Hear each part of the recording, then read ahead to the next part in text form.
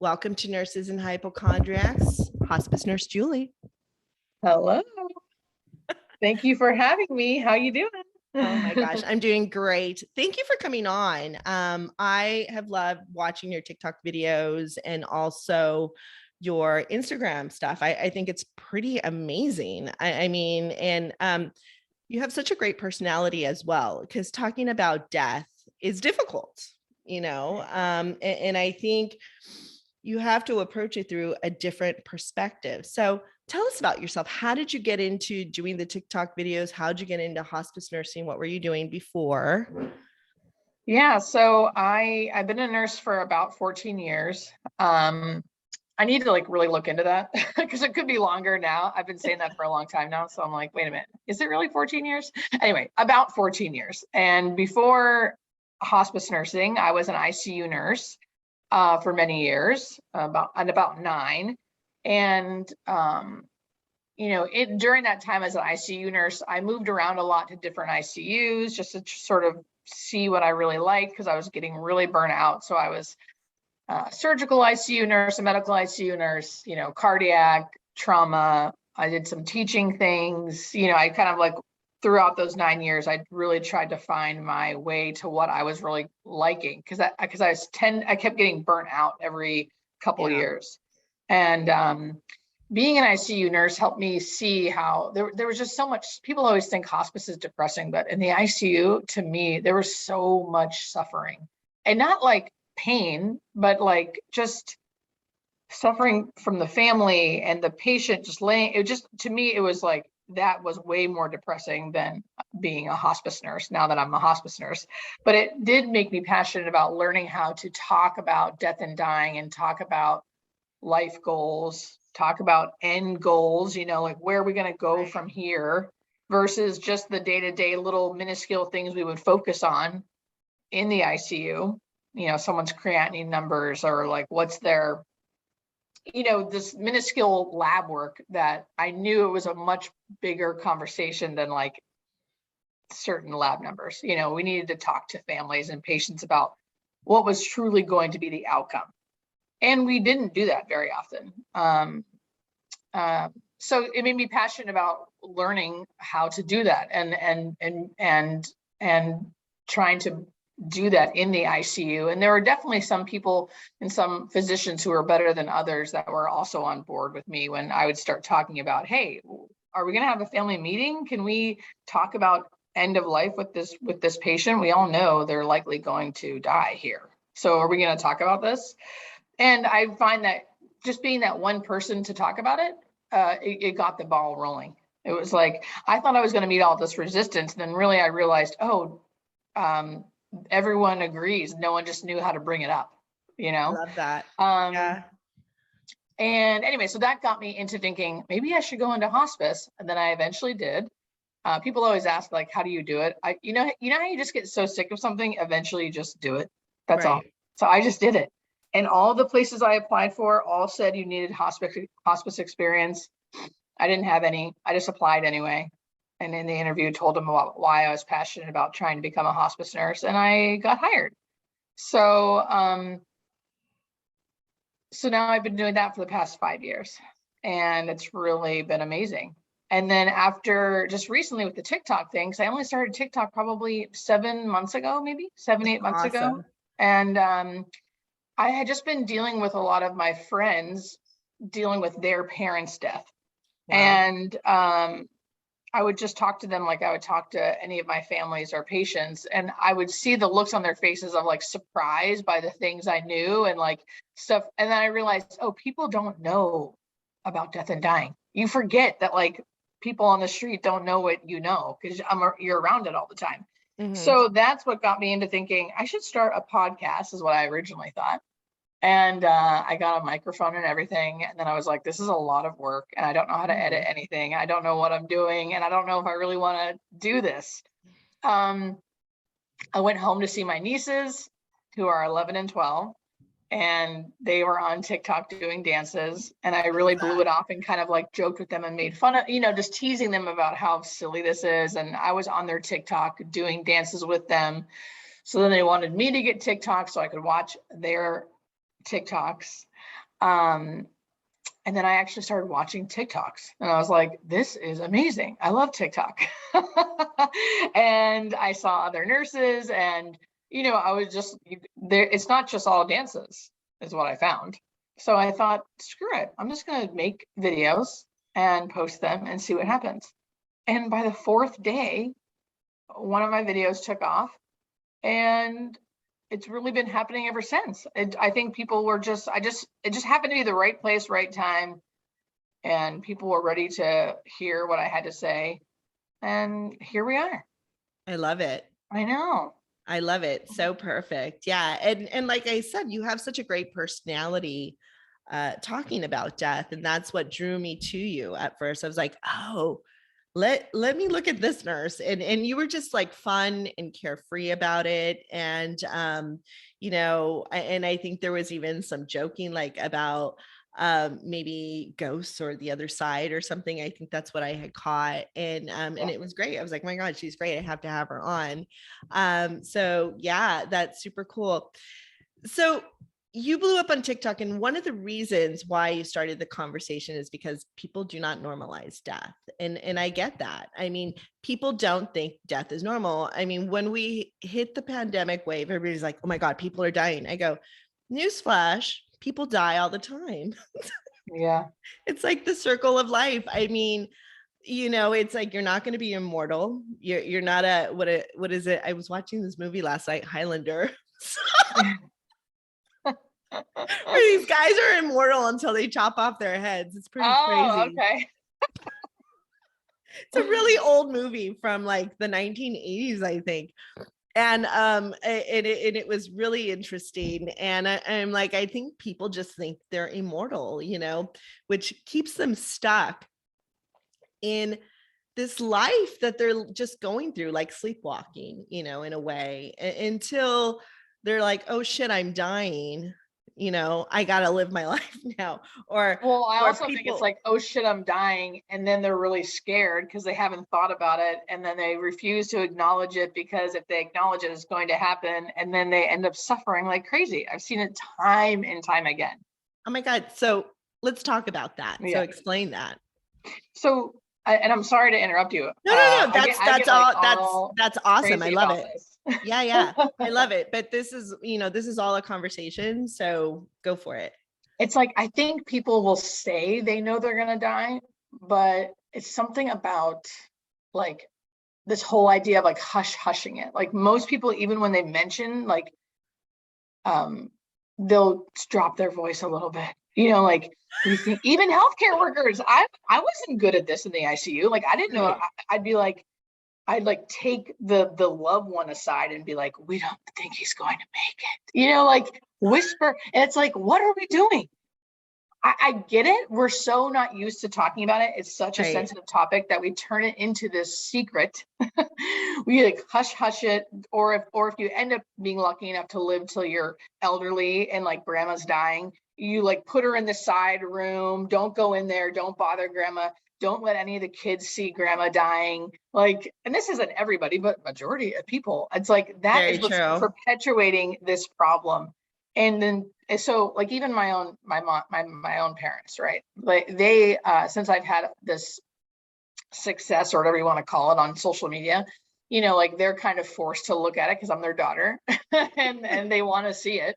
But also they too are like, I mean, do we really need to talk about this? Do we really need to talk about this all day long? I don't know. And I'm like, here is the thing. What I have learned and witnessed time and time again is people who are willing to admit and accept that they're dying and talk about it, will live more peacefully and more fulfilled and die more peacefully.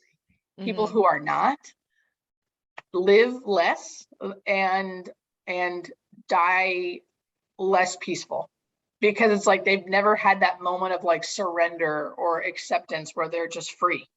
Right. And I know it's hard to do, but that's why I'm pushing. That's why I want to like push. I know it's hard, but eventually it won't be. And the more people realize that, I feel like the less suffering there'll be, because denying it doesn't mean it's not going to happen. And you had a video on Instagram recently where this, I guess she was a nurse, and she was talking about how she had to tell her husband he was dying. Like the Yeah. doctors told her and she had to tell him. Yeah. I mean, how heartbreaking is that? And it's just I like, know. how do you, I had my god sister did that. Her husband was dying, you know, very young, like in their 30s. And Mhm. he had some kind of leukemia and he was passing. And she said it was the most traumatizing thing she'd ever had to go through with him, you know, because here they were, a young couple, they had known each other in high school, and all of a sudden her husband's dying, Mhm. you know, and she really did a lot for him. And where his mother was in denial that he was dying, Yes. you know, which I think was so interesting. And I had a nurse practitioner precept with me in the peds clinic, and she worked at the children's hospital in bone marrow transplant or oncology, I guess. And she told me, she goes, you wouldn't believe how many parents come in, do not tell their children that they're dying, and do not tell their children that you have cancer. And they tell the nurses, don't tell them that they have cancer. And she's like, oh, yes, but they're here, they're getting toxic chemicals pumped into them, and they're going to lose their hair. You know, so they just said, oh, they're just here for a procedure. And I was like, no. And when I worked at children's in surgical admitting, it was the same thing. Parents would come in and say, don't tell my kid they're going through surgery. And we have all these great people in place. Like we had Child Life, uh, people who would talk to the kids, and it was really great. I mean, kids accept death a little bit more differently than adults do. Um, but yeah, do you have any thoughts on that? Wow. Well, you can see my face. Like we are on Yeah, camera here, and well, one, I have no experience with pediatric anything as a nurse, but hearing that is like, wow. I just not wow in a judgment way. No, I'm not judging. I get why people don't want to tell people, right? It's scary. They think they're trying very. to protect them. It's because they love them so much. So I'm not like saying it in a judgmental way. It's just more of a, wow, how do you, I don't think that's the answer, not telling them. But like you said, I mean, working in a children's hospital, there's people in place that know how to talk to children about what's going on. And children are way more intuitive and way more intelligent than we think they are. So they know they Exactly. might not They have the know what's up. words. Yeah, they might not have the words, I have cancer, but they Right. know there's something going on. They know mom and dad are scared. They know this is serious. They can feel all of that. I'm sure, but I don't have any experience with that, but man, that has to be hard. And that has to be hard to really navigate as a healthcare worker. But I still think also, they should tell them for sure, but I don't know. Again, I don't have any experience, but with like older people, like the grandma, don't tell grandma she's I dying. I know. mean, so how do you deal with that? If they're alert and oriented, I say I'm going to tell them. I Thank mean, you.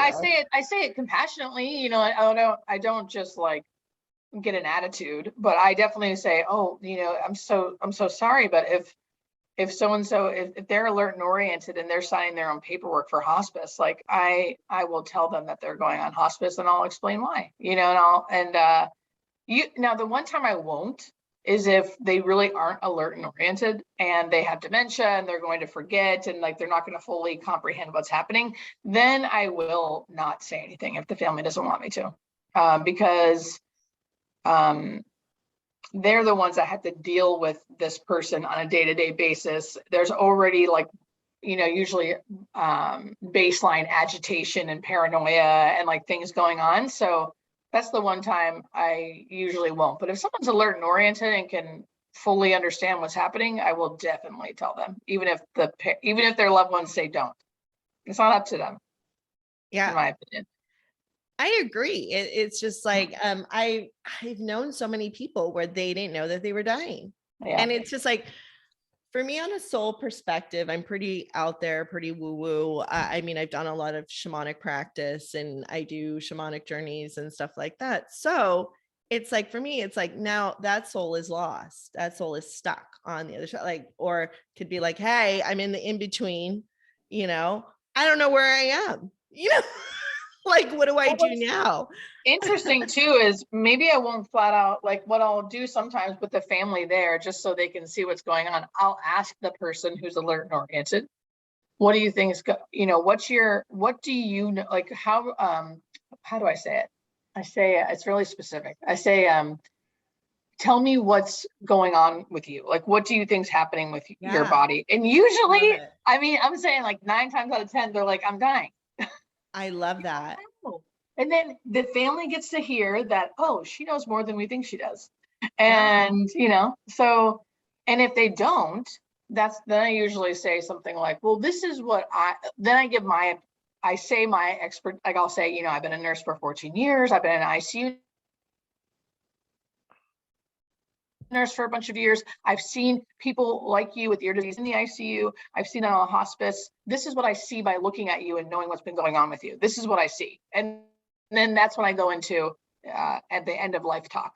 And again, most times people are like, yeah, I can kind of tell that, like, yeah, I know that's been going on. Yeah, I can feel that I'm really tired, and then having the family present during that moment kind of gives them permission, like, oh, okay, they can handle this more than we think they can. Every once in a Yeah. while, there's that outliner where they're pissed and doesn't go well. I mean, every once in a while, it's never, it's not always perfect, but very, very rarely do I run into that.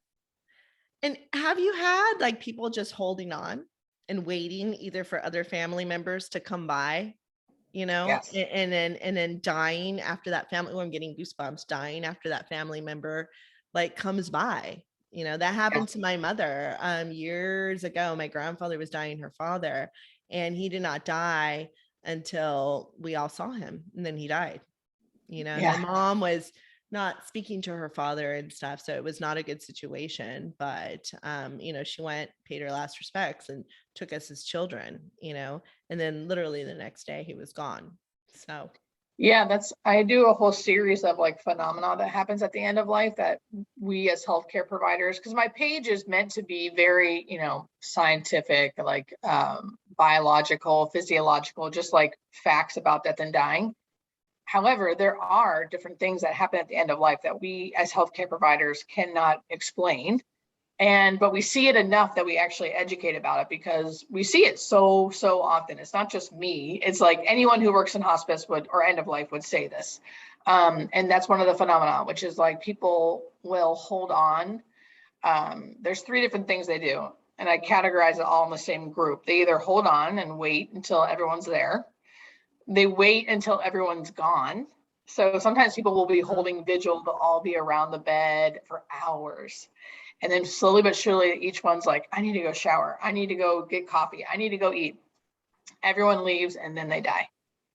And I always try to tell people that, like, and then a lot of times that they're left with guilt. We left and then they died. And I think, well, no, they were waiting for everyone to get the hell out for some reason. So they wanted to die alone. And then the last thing, which is like even the craziest to me, is people like deciding when they're going to die. what do you mean? Talk about the deciding when you're going to die, because I do Well, have a story, they'll which is say crazy interesting. stuff like, I'm going to live until I see my daughter graduate, until I hit 100. So like they'll wait till those big milestones, and you're Right. thinking to yourself, oh man, you're not going to make it. Or sometimes it is like, maybe you could, but a lot of times you're like, look at this person and being like, because you can kind of tell when they're going, like how soon it's going to be. Right. There's definitely been times where I've thought, I don't think so, but I don't say that's not my place to like tell someone, what, like, not, so I just sort of say like, okay, we'll see how it goes. Let's take it day by day. Right. And but they'll make it, and they'll die maybe the next day or 2 days later.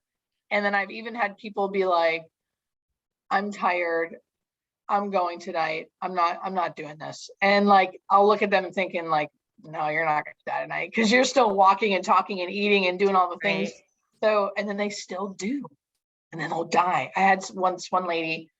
Do you want me to tell a story or no? Yeah, go ahead. Yeah, go for it. It's all about stories. I had this lady who she lived with a caregiver. She had a 24-hour caregiver who had been there for years. And then she had a son who was mentally like handicapped. So the caregiver took care of her and her son. Oh, wow. And this woman, she was eligible for hospice, but she was definitely someone who was like a little borderline. Like she was still walking, she was still eating, like she wasn't super, like wasn't like death was imminent, And I had signed her up, and then she was saying how she was really tired and she thought she was going to die and blah, blah, blah. And I was talking to her about like, yes, you probably will die soon-ish, but I wouldn't say it's like imminent. I say you're in the months range at least, and she's like, no. And she was like annoyed by it. Anyway, I leave, and a week later, I had to go back to her house to do a death visit to make sure she was dead, right? And I thought, oh, that's crazy. She was saying whatever. So I get there, and the caregiver, I was like, I'm surprised by this. And she was like, Julie, last night, she was totally fine. We made muffins. We had a great night together. She laid down. She's usually not very sentimental. She was kind of like rough around the edges, but she would pulled the caregiver over and like gave her a hug and started being like, thank you so much for caring for me. I love you. Please take care of my son. Just thank you so much for everything you've done for me. And she said, I was like kind of laughing and pushing off, being like, what are you talking about? You're not going anywhere. And she was like, no, I'm tired. I'm leaving. Yeah, and she was like, stop. No, you're not, and then she was like, call my son in here. She called her son in there. She hugged him and said something in his ear. She wasn't sure what she said, but she said something to him. And that was that. And she was like, okay, I'm going to bed. Thank you for everything. I love you. Good night. Dead the next day. Wow. I love it. I know. Yeah. I mean, I have a couple of stories to share about that. First of all, my dad is, how old is he going to be? 87 now. So when he was 80, he had a couple of friends that he grew up with in Italy. And one was here in the States and one was still in Italy. And his two childhood friends died, right, at 80. And so he was, and like months apart from each other, right? So he was kind of somber, and I was like sitting at their home by the pool, and I was doing some writing, and he comes over and he sits down next to me and he goes like this. He goes, I think I'm going to live another 10 years. He goes, I think I'm going to live until I'm 90. And he gets up and he walks out. And I go, wait a minute, did you have a death pact with your friends? Because I think that's a little bit weird that both of your childhood friends died at 80 months apart, of course, both of them were smokers, not too healthy. My dad's never been a smoker, doesn't really drink very much, but it was a very interesting phenomenon, so that's one.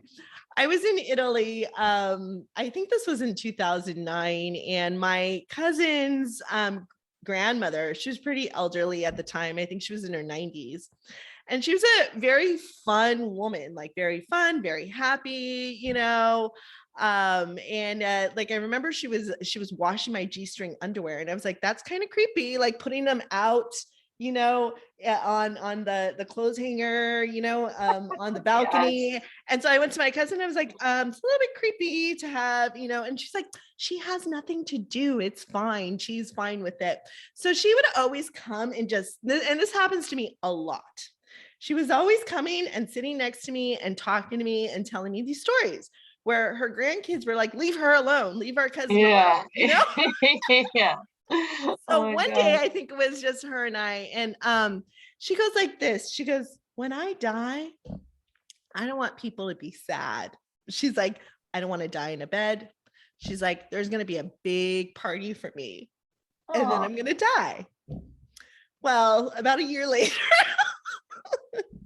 on her, I don't know if it was her 90th birthday or 90 something birthday or what, they had this big party for her, right? And they were bringing out the cake, and she strokes out. Oh my God. They told me what happened. I immediately started laughing. And I go, she told me she was going to die that way, and her daughter was like, oh, she could have at least waited until we're done with the cake or something. That's what she said. But I thought did they let her die right there, or did they like do a bunch of stuff?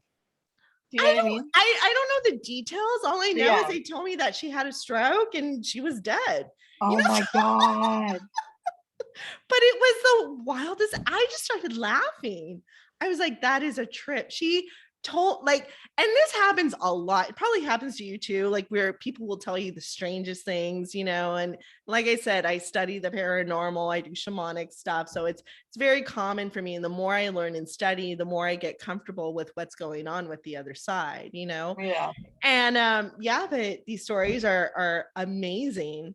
I was on a paranormal podcast telling ghost stories, and one of the questions this woman brought up, which I didn't know, she asked me, so I'm going to ask you because this is your area. She said, "Do people have visions of like demons or like Lucifer coming to get them, and they get really scared and they're like, no, I don't want to go, you know?" Have you ever had those experiences? Or there's also the experiences of maybe a couple of days before a person dies, they'll start seeing dead relatives around them coming. Well, that's one of the main phenomenons that I see most of the time, and where it's actually in like educational books where we actually tell people this is a normal thing. And as a healthcare provider, it's usually about a month before they die, they start seeing that. So that's actually something where when someone starts telling me like I've seen, because they're usually pretty lucid, and they'll say like my brother came to see me, or I'm having dreams. They don't have to be dreams. It can be like real visions of people that they see. We call it visioning. And it's usually about a month to a few weeks before they die, they start seeing that. Every once in a while, it's like right before they die, but it's usually about a month or 3 weeks, and it's usually good and it's usually comforting. I don't have any stories of like evil things. I can't say it doesn't happen. I have no idea. I don't have any stories about that. Thank God. I don't want to know any Yeah. stories like that. I actually don't really. I mean, this is now I'm getting into like my personal beliefs, but personally, I don't think there's evil stuff coming to get anybody. But again, my own that's just my personal belief. But in general, as far as like the visioning goes, that definitely happens. I mean, I see it countless times. Countless. I've lost track. That's how often. Yeah, that's pretty. I mean, that phenomena is always so interesting to me. Yeah. Another thing I just want to talk a little bit about is these either deathbed confessions, regrets that people have, or last wishes. Like I want to do a movie, a documentary called Last Wish, because we, you know, you always see that in kids with Make-A-Wish Foundation. You know, they'll do something fun and take them somewhere fun before they die, before children die. But adults really don't have that. And it's interesting, these wishes that the kids put in are pretty magical, and, you know, they're pretty out there and big, but usually wishes that adults have are very simple. Like I was reading an article where this young girl was dying. She was in hospice, and all she wanted was her favorite milkshake, which was in another state. So people got that to her before she died. And we did another episode on death and dying where we had a hospice nurse on, and she said that she made a movie with the Friday the 13th guy, I believe. Yeah. The director. So they made like a little hospice movie, and she had met him at a horror convention, right? And so she had the story of this guy, and it was a great story, and he was a ballerina, but he was always ousted, like not accepted by his family. But he had gotten all these awards. He had been to see the president, and he was a pretty phenomenal person, but he was never accepted by his family because he was a gay man. So he was dying of like pancreatic cancer, and all he wanted was an ice cream before he left. You know, that was his last wish. And there was also, I don't know if you've ever seen this, where it was a company, I guess they were in Sweden or I forget where, and they were a company of ambulance drivers, and they would take people to have their last wish. Like one guy wanted just to see the ocean. Another person was a zookeeper and just wanted to see the giraffe he took care of. And so they took pictures of these things. It was really, really beautiful. And stuff. So I was like, one of my projects that I have, which I think is very interesting, is like, what are some last wishes people have Yeah. before they die? So as far as, okay, so I love when people talk about death. I know we're not talking about this, but I'll get to what we're talking about. But Yeah. so the deathbed confessions, I wish, first off, that people would tell me deathbed confessions. I have no good, like, I murdered my dad. Not that I want them to murder their dad, but it would be so amazing to be like the person they tell all this Yes. stuff to. It has not happened to me. I'm still waiting on this. But as for and regrets, I mean, I feel like the main things people talk about is not appreciating health when they had it, Wow. right? Because it's like you don't know how nice it is to be able to feel good Mhm. on a daily basis until you don't feel good, you know? And so they would talk about that. They always talk about not working so much. Mhm. And being with family. I feel like it simplifies when like you're dying. You like the things that you think are important just go away, and then you realize what is really important. And it's different for everybody, but it's usually family and time and health. Yeah. And last wishes. I'm trying to think about specific things that we I feel like most people with their last wishes to have a lot of the last wishes that family has done for people are getting everybody together. They always want to have like, Interesting. yeah, family together. Or going to I'm in Los Angeles, so a lot of people are from Mexico, so they'll want to go. We've done a lot of things with our different hospice companies I've worked with, where we transfer people to where they really want to die. You know, they don't Oh, want to die in Los Angeles where they're not from.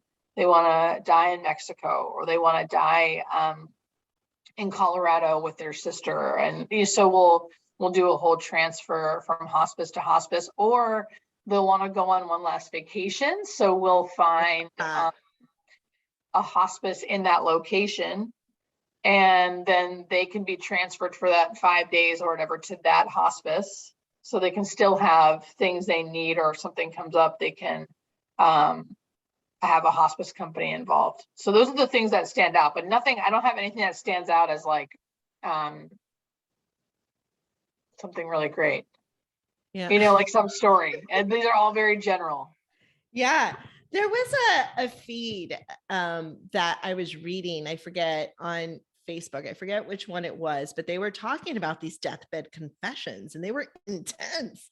Like Well, some of I did these a video once people, about, yeah, were like, yeah, I murdered this person. Da, da, da, da, I just had to tell you. And you're just like, what?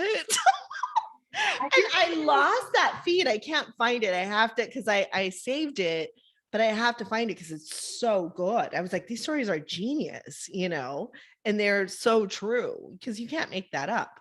But there were hundreds of these types of stories that people would tell nurses. that's I so mean, good. nurses are kind of like priests in a way. Yeah, People tell you the darndest things. yes. I read I did a video once about reading an article about deathbed confessions. And one of them, again, I didn't do any like sourcing. Like I have no clue if these are real, just to be honest. I just thought they were interesting stories. But one was that like they were twins, and the one twin died, but the brother pretended to be him when he came home from, like, they died they were both at the war. At the war, I don't even know what war it is, but one of the wars a Uh-huh. long time ago, not like Desert Storm, but like, World War II or Yeah, something. yeah. And the twin died. Like one of the twins had like a wife and a family, and the other one didn't. The twin died, but he pretended it was him, came back and pretended and just took over as that twin who had the wife and family, and didn't tell anybody. I love that. Oh my God. What a great Is story. that real? I don't know, but I remember reading You're it being just like, like, this thing on his deathbed, he like confessed that he was the other brother who everyone thought was dead. Am I wow. making sense? Do you know what I mean? Yeah, Yeah. yeah, yeah. But that's such a great story. I mean, people's lives are very interesting once you start looking at them. They're better than they have that movie Stranger Than Fiction. It's like sometimes your life is much more interesting, and some people don't talk about it. Like I've gone to a few eulogies where people you hear people talking, they're like, well, I didn't know that about that person. You know. you know I mean it's all very interesting. Like my mother's cousin just died recently in December, and there was a lot of drama going on at that funeral, and I was just like, wow, this is kind of like a Seinfeld episode. I'm just gonna sit and take it all in. It was pretty hilarious, and it wasn't very sad, but I was just like, I can't believe these people are doing this. It was like Mhm. this woman's boy. I mean, she was in her 60s. She died of breast cancer, but her boyfriend didn't even come. She was living with this guy for years. He didn't even come to her funeral. And I was, it was so sad. I mean, I don't mean to laugh about it, but it was just, and they were talking about it there. They're like, I can't believe he didn't come. And Yeah. the cousin that put everything together, she was like, this is a disaster. This is, and I was like, I thought it was going all pretty Like, it was well. okay. So, Oh, and you can hear this as the coffin's going down. The one cousin, it's like, this is all a disaster. And I was just like, oh my God. I was sitting there like, this is like, I was like, because I'm the writer, I'm like, I gotta take notes. yeah. Great scene in something, stuff like that. That's where scenes come from. People's lives are Yeah. pretty interesting. So anything else you'd love to add? I mean, I've totally loved this conversation. And how can we normalize death moving forward? I mean, back in the olden days, people used to die in their homes. They used to have the Exactly. coffin there. Exactly.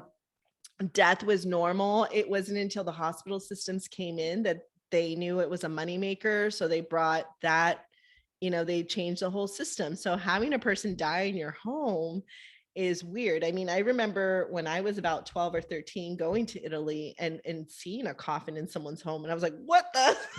Mm-hmm. And and you're going there to pay your last respects, and people will anoint them with oil or whatever happens, so it's all, the death rituals are all very, very interesting. But how can we normalize death so that it is more accepted in our society?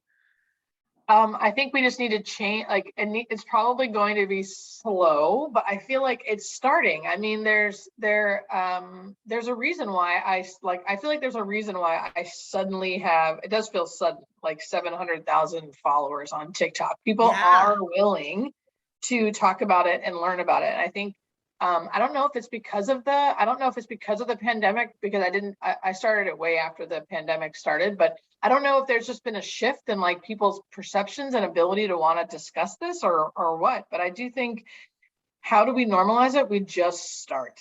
We just one by one start having, like I said, when I was in the ICU, and I would just bring up the topic of like, are we going to have a family meeting about talking about end of life goals?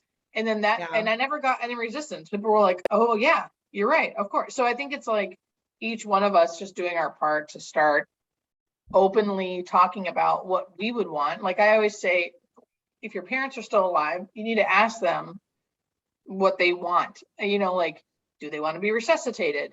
Do they want a feeding tube if they can't eat anymore? Do they want, what do they want their funeral to look like?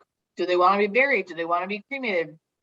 And if they don't know how to start those conversations, start by saying what you want. You start saying, this is what I want. I want people to know this about me.